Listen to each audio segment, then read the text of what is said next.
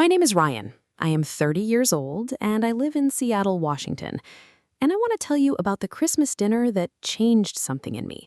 Not loudly, not in the way of dramatic transformations, but in the quiet, permanent way that certain evenings change you.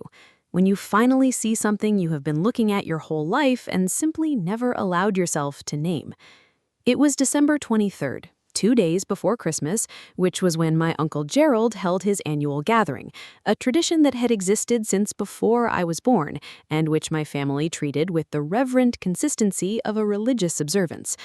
Uncle Gerald's house was a large colonial revival in Bellevue, Washington, the kind of house that exists to announce something about its owner. 5 bedrooms, a formal dining room that could seat 30 comfortably and 40 with the extension table Gerald brought out every December, a kitchen my Aunt Carol had redesigned twice in the last decade, a backyard that in summer became a showpiece, and in December was tastefully lit with the kind of warm white lights that cost more than they look like they cost. I had been coming to this house since I was 7 years old. I had never once felt fully at home in it.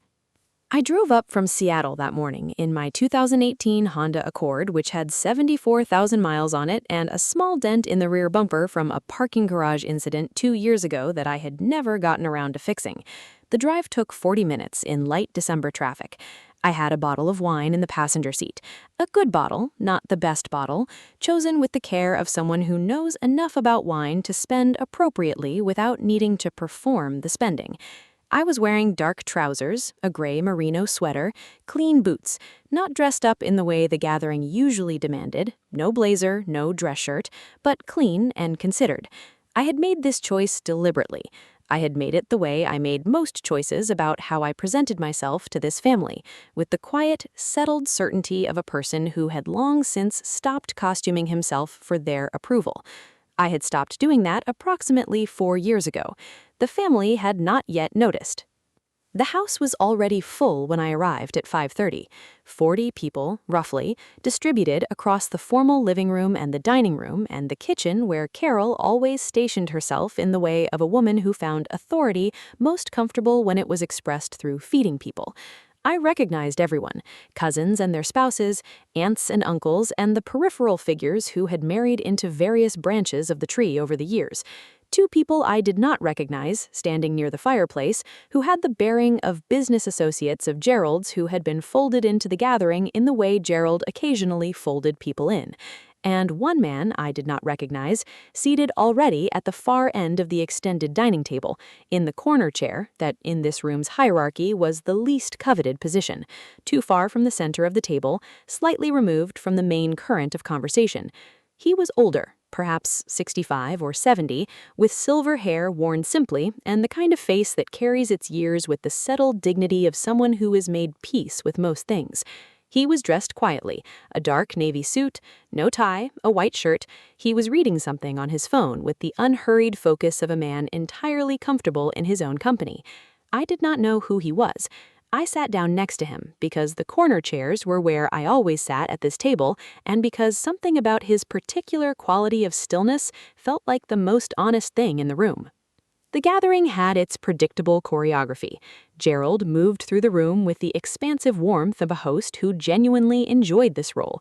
He was not a bad man, my Uncle Gerald, not cruel or deliberately unkind.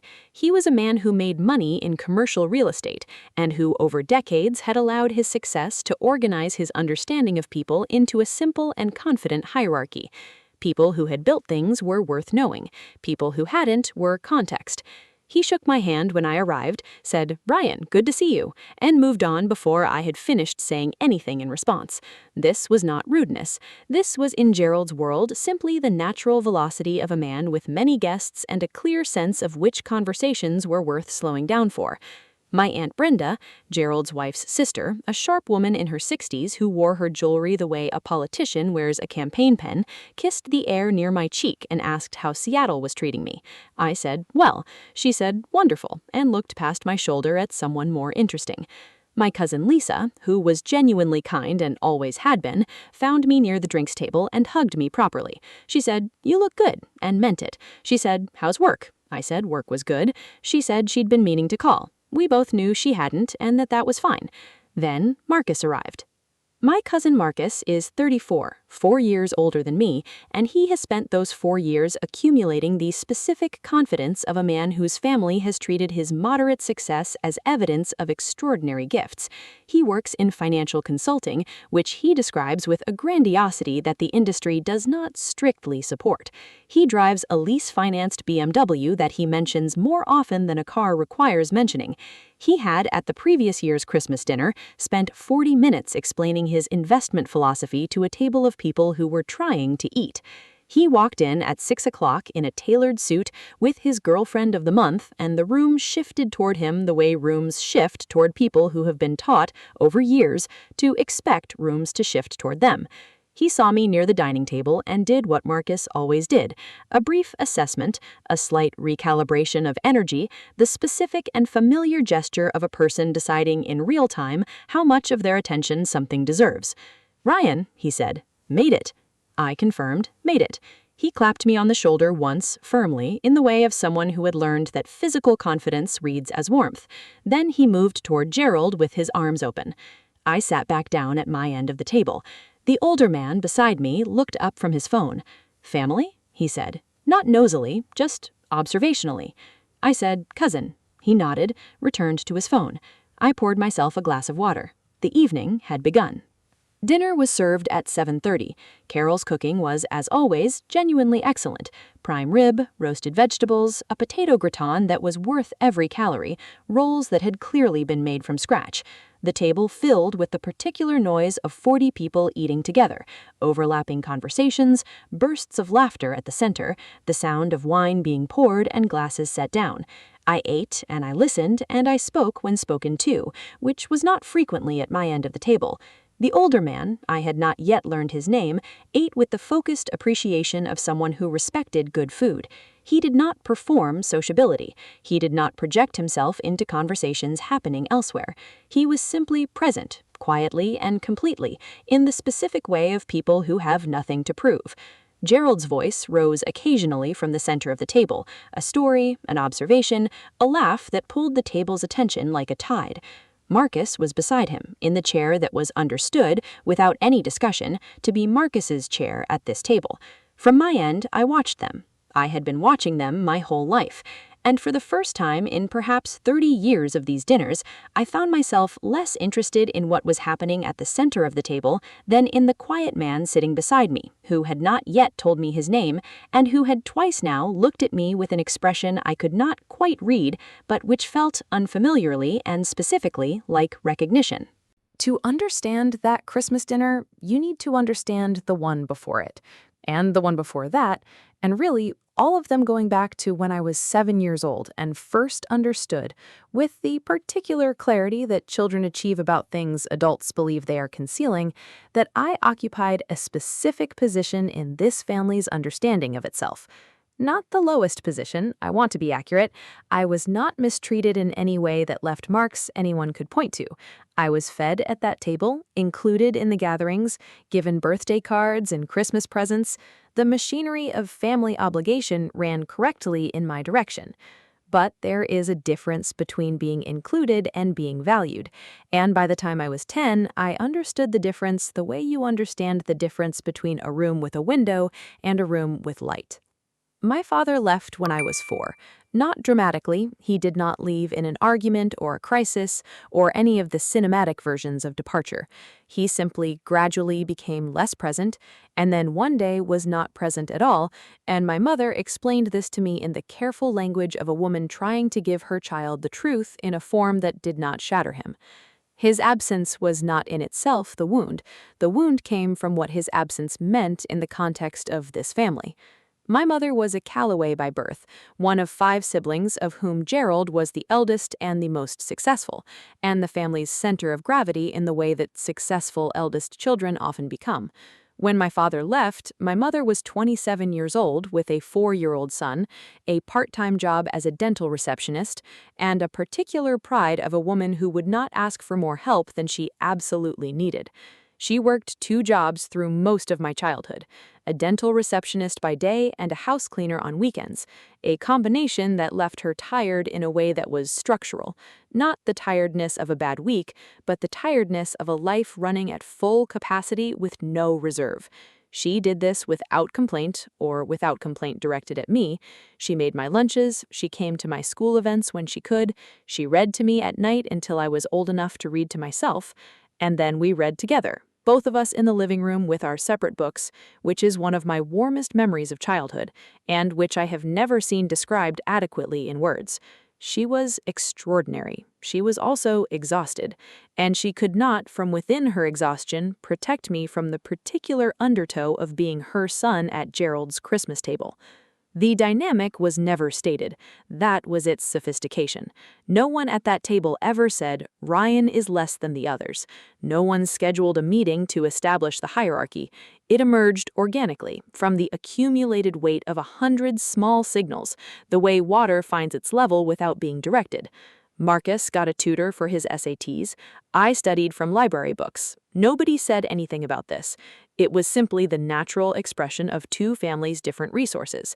Marcus's 16th birthday was a party with 40 guests, a DJ, and a car in the driveway with a bow on it.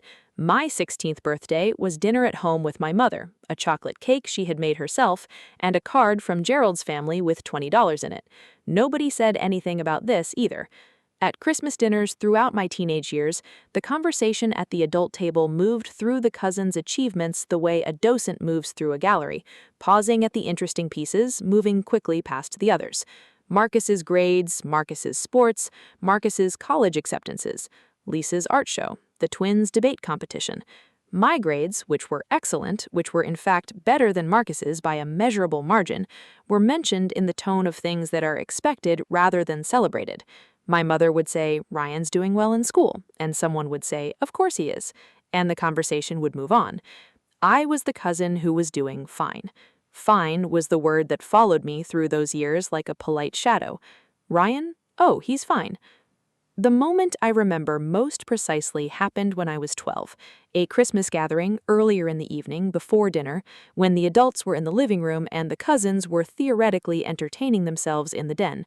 I had wandered back towards the living room looking for my mother, and I had stopped in the hallway when I heard my Aunt Brenda's voice through the partially open door.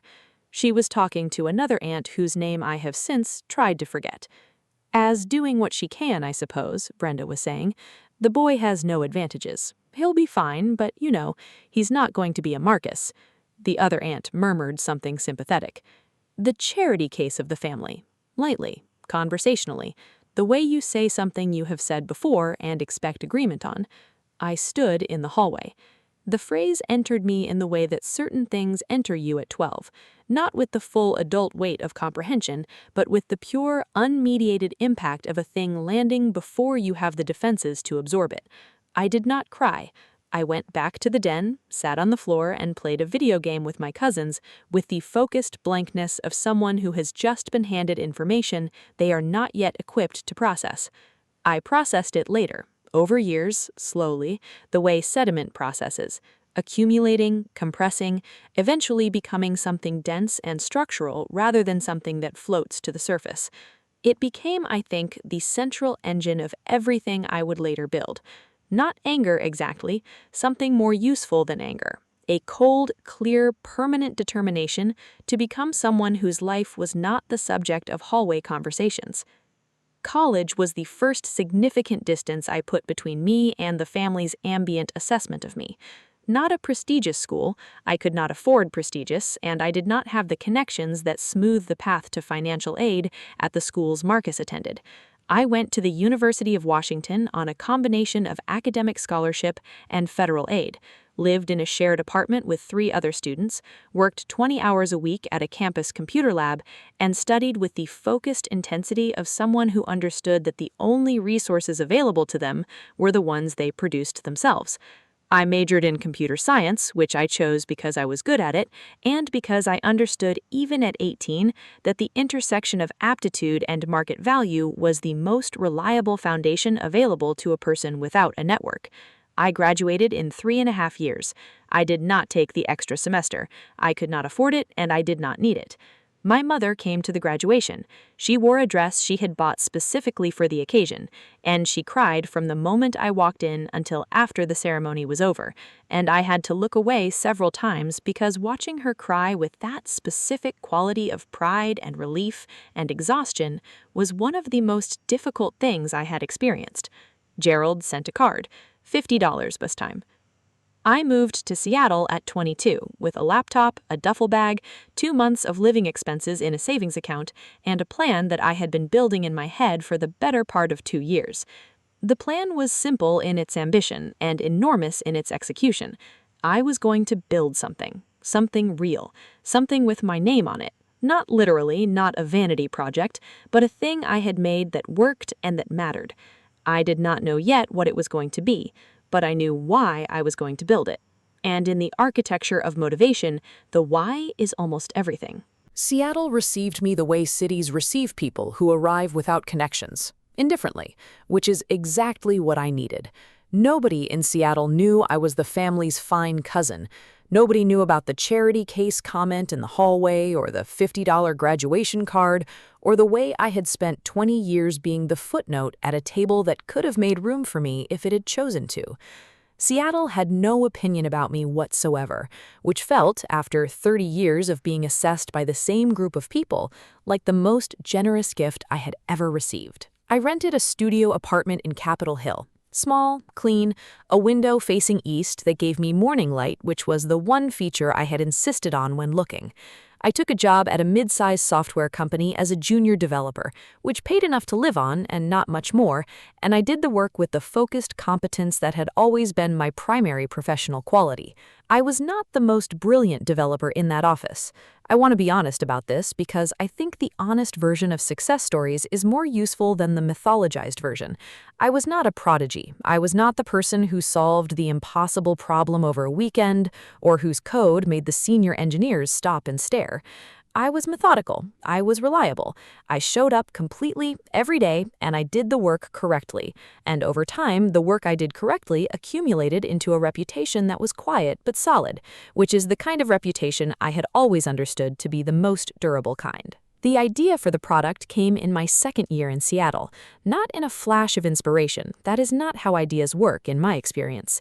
It came gradually, through the accumulation of a specific frustration I encountered in my work and began noticing in conversations with other developers I knew. A problem in the way small development teams managed their internal documentation, not the public-facing documentation, but the internal kind, the living record of how a system worked and why specific decisions had been made, which in most teams existed as a scattered mess of outdated wikis and Slack threads and the institutional memory of senior developers who had been there from the beginning. When those developers left, the knowledge left. This was not a new problem. It was an old problem with an inadequate solution set. I thought I could build a better one. I want to tell you what the next 3 years looked like because I think it matters. I worked my full-time job during the day. I came home, made dinner, and worked on the product from 7 to 11 p.m. 5 nights a week. On weekends, I worked longer, sometimes 8 or 10 hours, sometimes the full day if I was in a flow state and the problem was interesting enough to pull me through without the usual friction. I did not tell anyone I was doing this, not my colleagues, not my mother, not anyone in the family, partly because there was nothing to tell yet. Talking about what you are building before it is built is, in my experience, a way of spending the energy that should go into the building. Partly because I had learned in 30 years of being the footnote that announcing your intentions to people who have already assessed you is an invitation to receive their assessment of those intentions, and I did not have the surplus to absorb that. I built it in the quiet, in the east-facing apartment with the morning light I never saw because I was asleep when it arrived, in the particular focused solitude of a person who has accepted that the work is the company itself and requires no other. There were 18 months in the middle when I was not sure it was going to work. Not catastrophic doubt, not the crisis kind, just the steady, ambient uncertainty of someone building something complex without any external signal of whether the direction is right. The product would have a good week and I would feel the momentum of it, and then I would hit a problem that resisted 3 weekends of effort, and I would sit at my desk on a Sunday evening and feel briefly and honestly the weight of not knowing.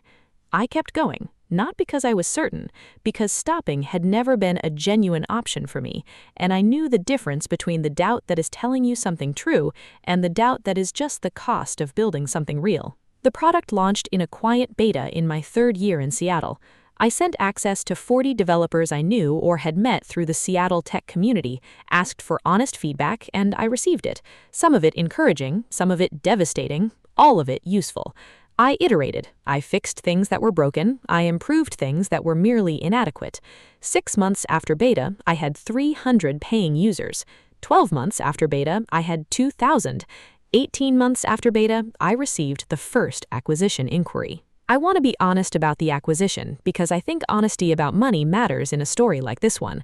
The final number was not the kind of number that makes national news. It was not the headline acquisition you read about in tech publications, the 9-figure exit that becomes a mythology. It was a real number, a number that, to a person who had grown up on 2 incomes and library books and secondhand clothes, was genuinely life-altering.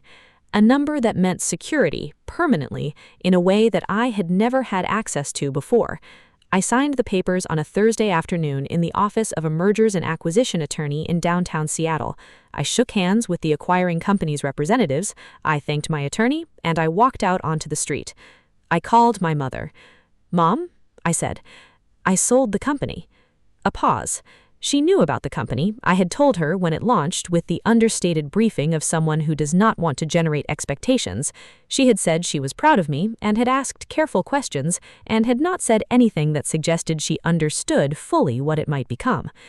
"Are you okay?" she asked. Her first instinct, always. "Better than okay," I said. She cried. Not the way she cried at graduation. That was relief. This was different. This was the cry of a woman who had worked 2 jobs for 20 years so her son could have a start, hearing that the start had led somewhere. I let her cry. I stood on a Seattle street in the thin December sunlight and let my mother cry and felt quietly and completely that whatever came next, the thing I had set out to do, was done. Then I went home. To the same apartment, the same east-facing window, the same used car, the same regular life I had been living for 3 years. I did not move into a different apartment immediately. I did not buy a new car. I did not post anything on any platform or make any announcement. I made dinner. I watched something ordinary on television. I went to sleep. I had made this choice, the choice of continued ordinariness, deliberately before the acquisition, as a condition I set for myself. I had watched enough people receive sudden money and transform in ways that made them strangers to themselves, and I had decided that I was not going to let a number change who I was before I had fully decided who I wanted to be. The money was real. The life I was living was also real. I was not going to let the first one erase the second. And 3 weeks after the acquisition closed, I drove to Bellevue for Christmas dinner, in my 2018 Honda Accord with the dented rear bumper, with a bottle of wine in the passenger seat, to a table where for 30 years I had been the footnote, for the last time. His name was Edward. I learned this approximately 20 minutes into dinner when my Aunt Carol passed behind our chairs on her way back from the kitchen and said, with the particular warmth she reserved for guests of Gerald's she was trying to impress, "Edward, can I get you anything else?" And he smiled and said no thank you, and returned to his prime rib with the unhurried attention of a man who did not require anything he did not already have. Edward. No last name offered. I did not ask. The corner of the table we occupied had a quality of mutual privacy that felt worth preserving. The 2 people most removed from the gathering's center, coexisting in a companionable quiet that neither of us had broken in the first portion of the meal. It was Edward who broke it, eventually. He set down his fork. He looked at me with the direct, unhurried attention I had noticed from across the table when I first sat down, the attention of someone who has decided you are worth looking at properly. "What do you do?" he said. Not, "What do you do for work?" Not, "So, what's your field?" Just the simple question asked with genuine curiosity, the way it is almost never asked. "Software," I said. He nodded. "Build things or manage things?" Something about the precision of the question caught my attention. The distinction mattered. between the people who made the things and the people who coordinated the people who made the things. It was a builder's distinction, the kind of question that comes from someone who has thought carefully about what work actually is. Build, I said. Or I did. I recently sold a product I'd been working on. He looked at me with the expression I had noticed before. Not surprise, something more settled than surprise, something closer to recognition. Recently, he said. 3 weeks ago. He picked up his wine glass. How do you feel about it? I thought about this honestly, because the question deserved an honest answer rather than a social one. Strange, I said. Good strange, but strange. I spent 3 years building it, and now it belongs to someone else, and I'm still not entirely sure what to do with myself in the evenings. He laughed. A short, genuine laugh, not polite, not performed, the laugh of someone who has been told something true that they also know from experience. That feeling doesn't go away quickly, he said. Give it time. We talked through most of dinner. Not continuously. The gatherings surged and receded around us, the noise level at the center of the table ebbing and flowing with Gerald's stories and Marcus's contributions, and the general social temperature of 40 people eating and drinking together in December. But in the gaps, in the natural pauses of a meal, we talked. He asked good questions. This is the rarest thing. Not intelligence, not even interest, but the specific quality of asking questions that go somewhere, questions that open things rather than fill them. He asked about the product, not what it did, but how I had found the problem it solved. He asked about the acquisition, not the number, but the process, the way it felt to negotiate something you had built. He asked about the 3 years, not for a highlights reel, but for what it had actually been like. I found myself telling him things I had not told anyone, not because I had decided to trust him. The decision to trust was not conscious. It simply happened, the way it happens with certain people who ask the right questions with the right quality of attention, where you find yourself saying things that are true before you have finished deciding whether to say them. I told him about the 18 months of uncertainty, about the Sundays when the problem resisted me, and I sat at my desk and felt the weight of not knowing whether the direction was right, about the particular loneliness of building something in private, without audience, without validation that external attention provides. He listened to all of it, without interrupting, without the head nodding of false understanding, just listening, with the focused, generous attention of someone who finds the thing being said genuinely interesting. "Why privately?" he said when I had finished. "Why not tell people what you were building?" I thought about how to answer this. I didn't want their opinion of it, I said finally. I didn't want... If I told this family what I was working on, I would have received their assessment of whether it was likely to succeed, and their assessment would have been based on their assessment of me, which is not particularly generous. He looked at me. Then at the center of the table, where Marcus was in the middle of something that was drawing laughter. Then back at me. "You built it to prove something to them," he said. "No," I said, and I surprised myself with how certain I was. I built it to prove something to myself. They're different audiences. He was quiet for a moment. "Yes," he said, "they are." He did not tell me what he did. I noticed this in the way you notice an absence once you have registered the space where something should be. We had been talking for the better part of an hour, genuinely, substantively, in the way of two people who have found an unexpected frequency, and he had asked about my work in detail and had responded with the engaged specificity of someone who knew the territory, but he had not offered his own. I was not going to ask. It felt like breaching something, like the conversation had an implicit privacy that asking directly would violate. I noticed, though, that Gerald had come down to our end of the table twice during the meal. Not for me. Gerald rarely came down to our end of the table for me. For Edward. Brief, warm exchanges that had a quality I had not seen in Gerald toward a guest before, a quality closer to deference than to hospitality, the slight adjustment of posture, the laugh that was fractionally more eager than Gerald's usual laugh. I filed it away. At one point, during a lull in the noise from the center, Edward looked at the table around us and said, not to anyone specifically, just observationally, "Big family." "Big gathering," I said. "The actual family is smaller. Gerald expands it every year." "And where do you fall in it?" I considered how to answer this. "Peripherally," I said. "I'm the cousin who's doing fine." Something moved in his expression. Not quite a smile, something more knowing. "Doing fine," he repeated. "It's what they say," I said. "Ryan? Oh, he's fine. Good grades, sensible job.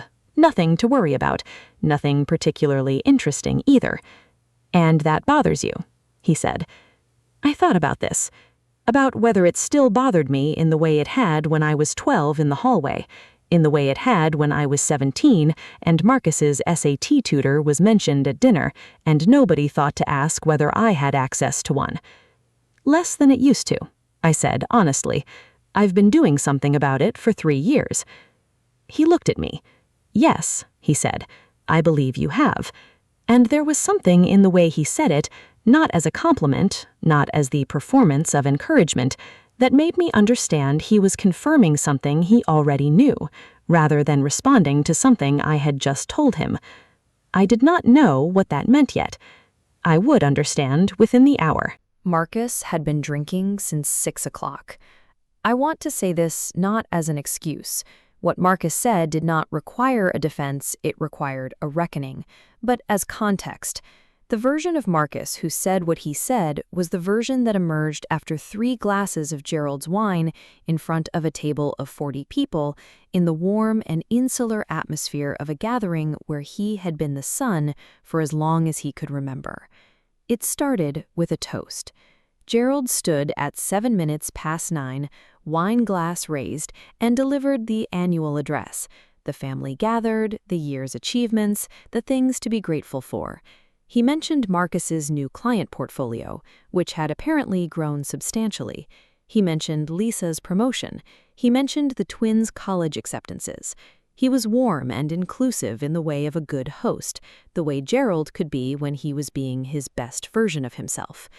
He mentioned me as Ryan, doing well in Seattle, keeping the Pacific Northwest end going for us, which was so perfectly, comprehensively fine that I almost laughed. The table raised its glasses. Marcus drank deeply and set down his glass with the slight emphasis of a man who has decided the evening has a little more performance left in it. It began, as these things often do, as something that could still be called conversation. The table had been talking about the year, deals made, moves made, the general ledger of the family's collective advancement. Marcus was holding court in his natural register, which was loud and confident and required a certain tolerance from the people adjacent to him. The thing, Marcus was saying, to no one specifically and everyone generally, is that success takes a certain kind of person. Not everyone is built for it. Some people are built for it, and some people are... He gestured with his wineglass in a way that was clearly unfinished. "Some people are what?" his girlfriend asked, with the slight edge of someone who had heard this speech before. "Some people are comfortable," Marcus said. "Comfortable is fine, nothing wrong with comfortable." The table moved through this at the normal conversational pace of a large gathering that is not fully listening to any one thread. And then, and I would spend months afterward reconstructing exactly how this sequence developed, trying to understand what specific combination of wine and audience and his own long-established authority at this table produced what came next, Marcus looked down the table, at me. "Ryan," he said, not loudly, just directed. The table did not go quiet all at once, it went quiet in sections, the way a room quiets when it senses something real is about to happen. The conversation at one end stopping, then another, then the center, until the table was paying the kind of attention that a room pays when its social hierarchy is about to perform itself. "How's Seattle?" Marcus said. Pleasantly, still in the register of conversation. "Good," I said. "Still at the same company?" "Moved on from there," I said. Oh yeah? To what? The table was very quiet now. 40 people, the clink of silverware significantly reduced, the particular listening quality of an audience.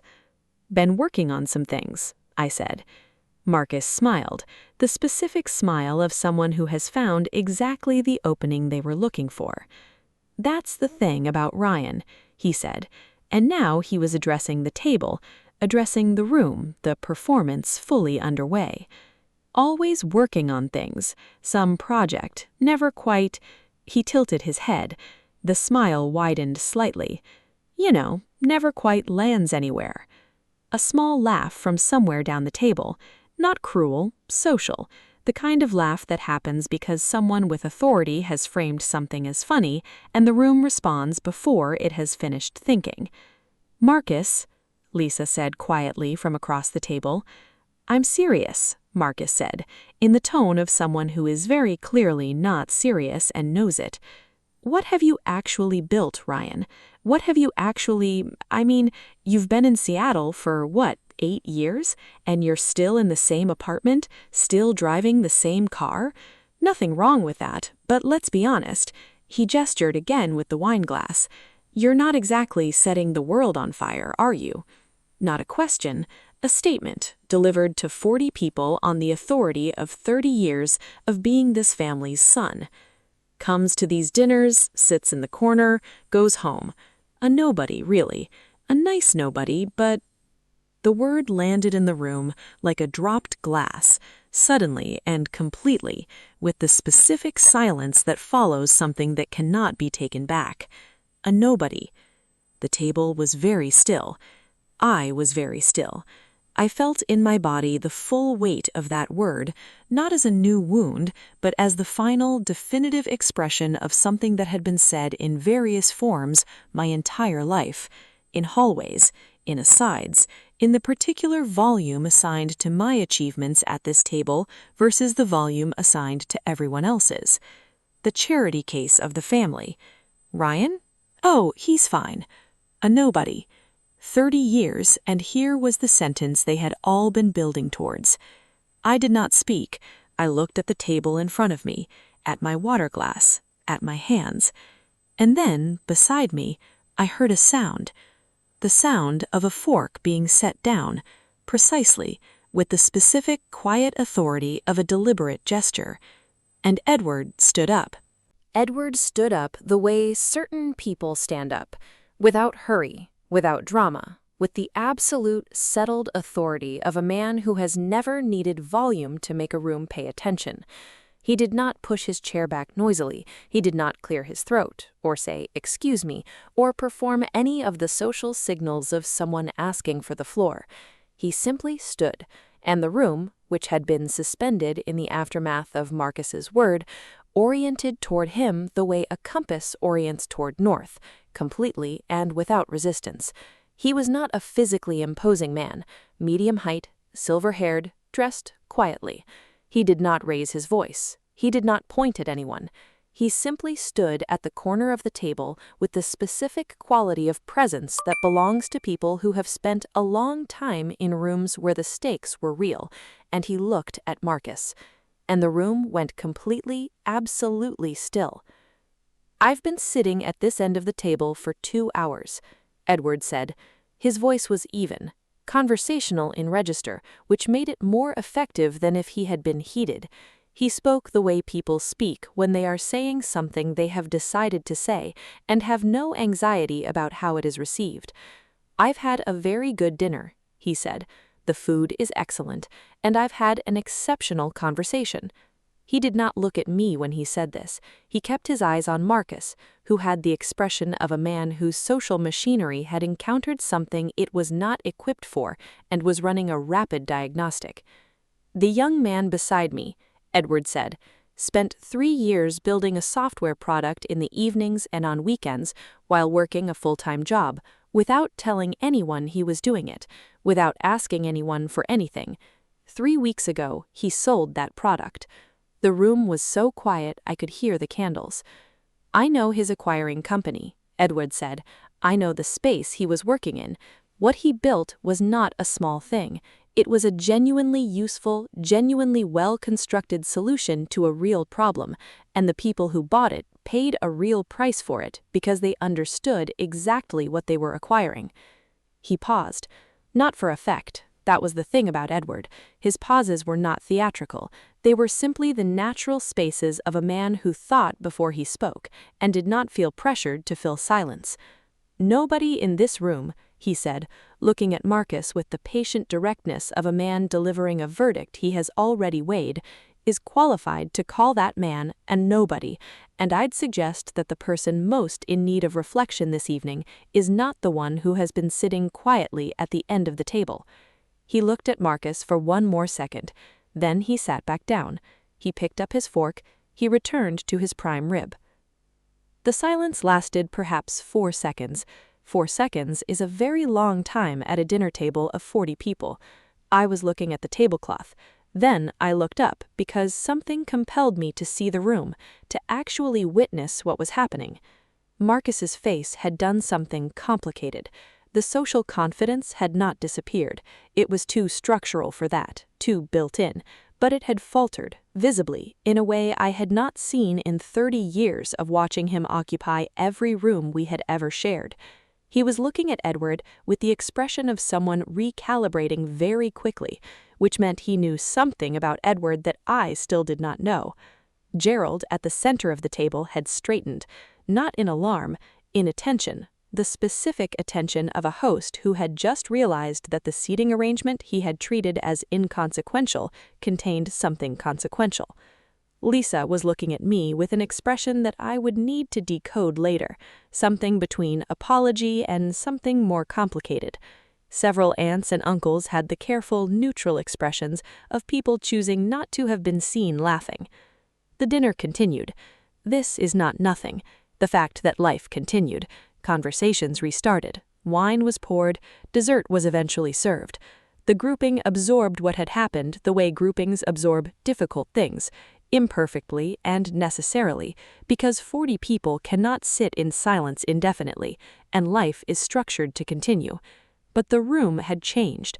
The specific configuration of attention, who it was directed toward, how it was held, what weight it carried, had shifted in a way that everyone present could feel and nobody had quite the language for. The center of the table was quieter. Marcus contributed less to the conversation in the hour after Edward spoke than he had contributed in the hour before. Twice in the remaining course of the dinner, I looked up and found Gerald looking at me from across the table, with the expression of a man seeing something he had not looked at before. I did not perform anything for him. I simply met his gaze, briefly and without aggression, and returned to my conversation. I want to tell you about the 10 minutes after Edward sat back down, before the room had fully restabilized, because those 10 minutes were the most honest part of the evening. Edward returned to his food without ceremony. He did not look at me for validation. He did not wait for my response or my gratitude, or any of the social signals that a person expects after doing something on someone else's behalf. He simply ate.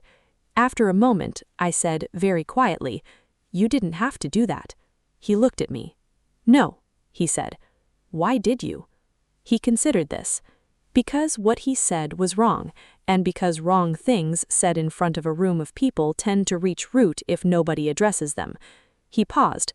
"I was also," he added with the slight dryness of someone who has earned the right to it, frankly tired of the performance. I almost laughed. "How did you know what I had built? I didn't tell you the name of the company." He looked at me with the knowing expression I had noticed earlier, the one that had read as recognition before I understood why. "Gerald asked me to come tonight because he thought I might be useful to his nephew's new consulting venture. He emailed me a summary of the family in advance. Yours was the name I recognized." I looked at him. "Recognized how?" I said. "My fund considered acquiring your product 6 months ago. We passed. The fit wasn't right for us at the time, and another buyer moved faster. But I read the technical documentation thoroughly." He paused. "It was excellent work." I sat with this for a moment. Edward was known to Gerald. Edward's recognition of my work had preceded tonight by months. He had been sitting at the corner of the table, the corner they had put me in, the corner for people they weren't quite sure what to do with, and he had known before the first course exactly what the man beside him had built. He had listened to me talk about the work for an hour as though he was hearing it for the first time.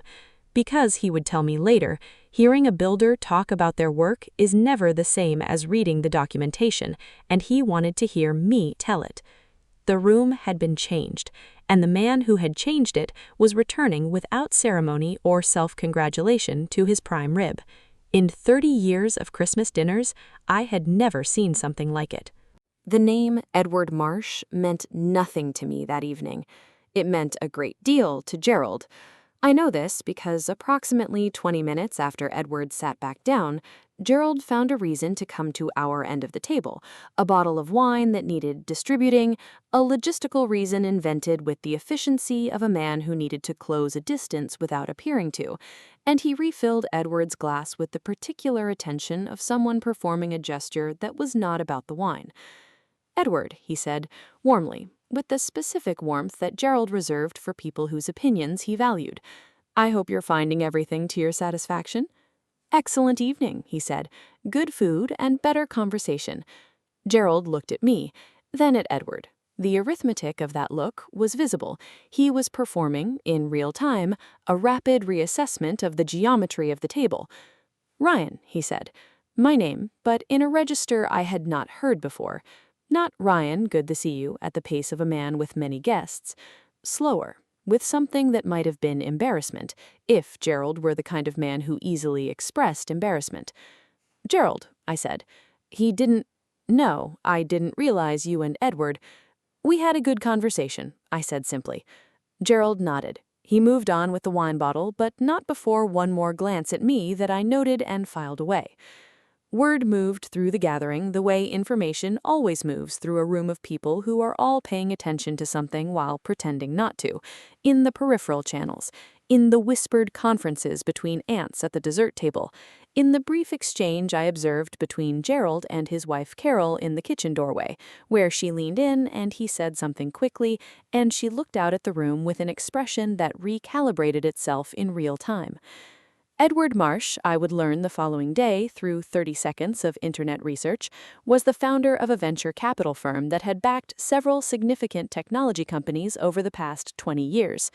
The fund he managed was not enormous in the absolute scale of the venture capital world, but it was respected, specifically respected, in the way of organizations whose judgment is considered reliable.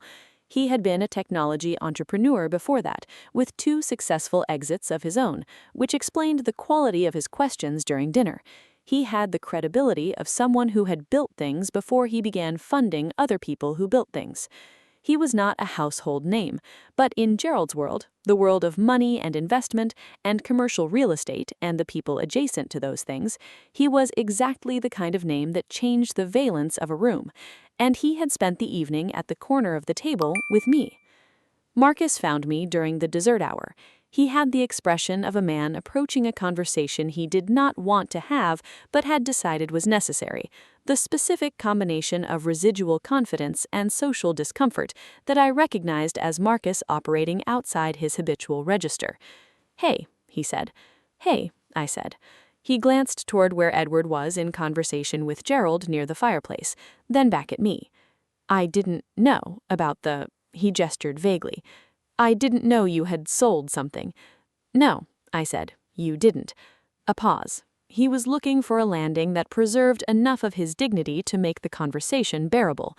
I understood this and did not help him find it, not because I wanted to prolong his discomfort, but because I no longer felt the need to manage his comfort at the expense of my honesty. "That was—" he stopped, started again. "What I said was unfair. Not, 'I'm sorry,' not, 'I was wrong.' What I said was unfair, which is the apology of someone who is acknowledging a line was crossed without fully owning the crossing. But it was more than I had ever received from Marcus in 30 years of dinners, and I received it accordingly." "Yes," I said. "It was." He nodded. He put his hands in his pockets. He looked toward Gerald again. "Edward Marsh," he said. "Apparently," I said. "How do you know him?" "I sat next to him. He asked good questions." Marcus absorbed this, the specific physics of a man understanding that the thing he dismissed as insignificant had been, quietly and completely, the most significant thing in the room. He nodded once. He went back to his end of the table. I watched him go. I want to tell you that it felt like triumph. It did not, or it felt like something so much more than triumph that the word is inadequate. It felt like the resolution of a very long question, but the resolution was not satisfying in the way resolutions are supposed to be satisfying. It was true, and it was complete, and it was somehow much less than I had spent years imagining it would be. Because what I had actually wanted for 30 years was never to be proven right. What I had wanted was not to need the proof. Gerald found me near the end of the evening. A real conversation this time. Not the walk by with the wine bottle, not the social management of a busy host. He sat down beside me in the chair Edward had occupied, which had been empty since Edward took his leave an hour ago, quietly and without ceremony, pressing my hand briefly and saying, "Excellent work," in the tone of a man saying something he means completely and does not need to elaborate on. Gerald sat down and looked at me with the expression of a man who is composing something. "I owe you an apology," he said. I looked at him.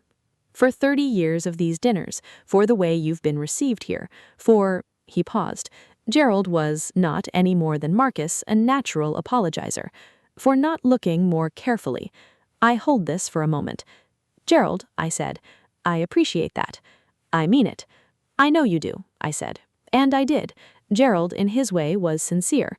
The failure had not been malice. It had been the failure of someone who had developed a hierarchy of attention and had not examined it, which is a failure more common than cruelty, and in some ways more difficult to address because it requires no villain.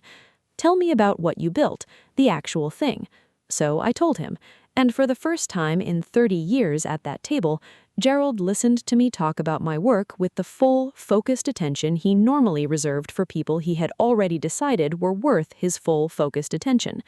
It was not redemption. I was not going to reduce it to that. It was a beginning, the beginning of a different way of seeing.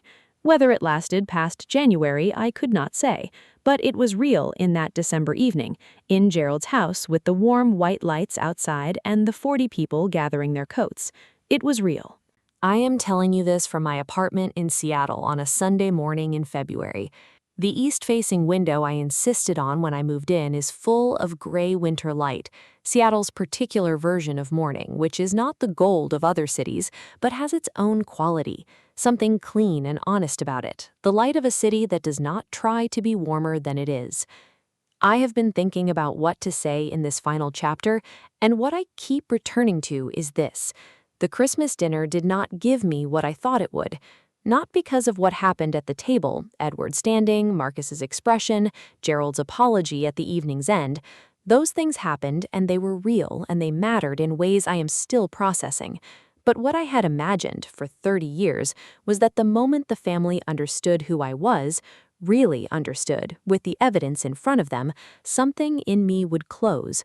Some long open wound would finally have what it needed to begin to heal. It did not work that way. And I think, sitting here in the February light, that this is the most important thing I have to tell you. Edward and I have spoken twice since Christmas. He called me in January, which I had not expected, with the specific purpose of continuing a conversation we had begun at the corner of the table.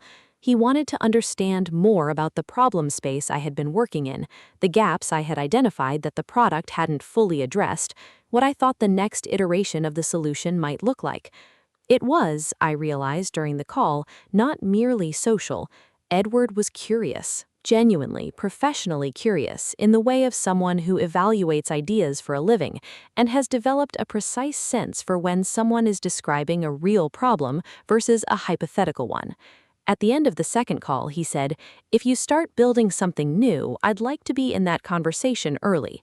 I told him I appreciated that. I told him I would be in touch. And I've been thinking in the weeks since about what it means to be seen, not by a room of 40 people recalibrating their assessment of you because an impressive man stood up on your behalf, but by one person in the corner of a room who asked the right questions and listened to the answers and formed his own judgment. Edward did not stand up because he was performing generosity. He stood up because he had spent 2 hours talking to me and formed a clear opinion of what I was, and he found the distance between that opinion and what Marcus was saying intolerable. He was a witness, the most useful kind, not the kind that tells you who you are, but the kind that has paid enough attention to recognize it themselves. I want to tell you what I have learned, not from the Christmas dinner alone, from all of it, the accumulation of 30 years and 3 years of building and one evening in December. The first thing, the table you are seated at is not the measure of your worth. I spent 30 years at the corner of that table, in the position that communicated without words that I was peripheral, not quite worth the center, not quite worth the full brightness of the family's attention. I received that positioning for so long that I had to work, actively and consciously, not to internalize it. But the corner of the table is where I met the most interesting man in the room. The corner of the table is where the real conversation happened, quietly, between two people who had no interest in performing for the center. The center is often the loudest place and the emptiest. Seek the corner. Find the person who is reading their phone with comfortable self-sufficiency. That is frequently where the real thing is. The second thing, building in silence is not the same as building in shame. I built my product without telling anyone.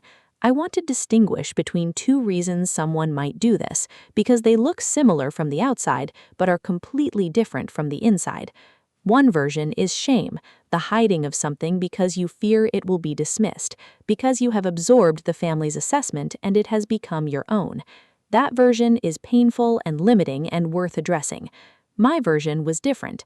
I built privately because I did not want external assessment to contaminate my internal one, because I knew from 30 years of data that the people available to assess me would base their assessment on who they believed I was rather than what I was building, and I could not afford that noise. Building privately for the right reasons is a form of self-protection that allows you to develop your own conviction before you subject it to the world's.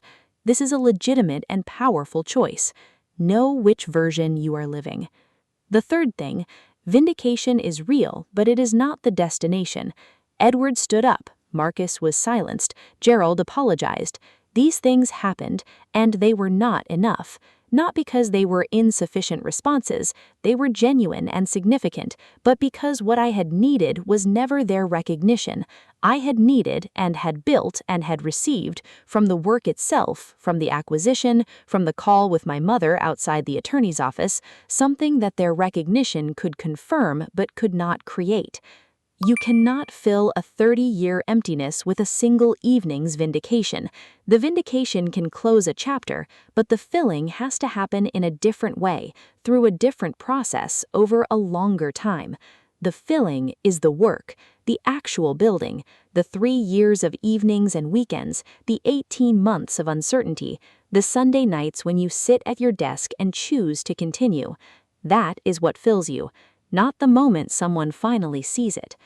The fourth and final thing, the family that didn't see you is not the last word on who you are. 30 years of Christmas dinners, 30 years of being fine, being peripheral, being the cousin who was doing fine, 30 years of occupying the corner seat. And in the corner seat on the last of those evenings, I found Edward Marsh, who asked good questions, who listened to the answers, who stood up when standing was the honest thing to do. Not every room will have an Edward, I know that. I've been in many rooms without one, and I will be in many more. But that evening taught me something about what to do with recognition when it arrives unexpectedly. Receive it not as validation of your worth was not in question, but as evidence that the world is larger than the rooms that failed to see you. Your family's table is not the only table. The people who will recognize you most clearly are often not the ones who were supposed to, and sometimes they are sitting right beside you, waiting for someone to ask the right question. My name is Ryan. I am 30 years old and I live in Seattle, Washington. My family called me a nobody at Christmas dinner. A man I had never met stood up and told 40 people what I had actually built, And what I learned, sitting in the corner of that room, watching the center finally, briefly go quiet, is that the corner was never the problem. The problem was believing for even a moment that the center's noise was the truth. It wasn't. It never was.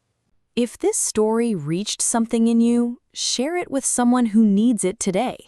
Subscribe for new stories every week. And if you have ever been called fine when you were actually extraordinary, leave a comment. I read every one.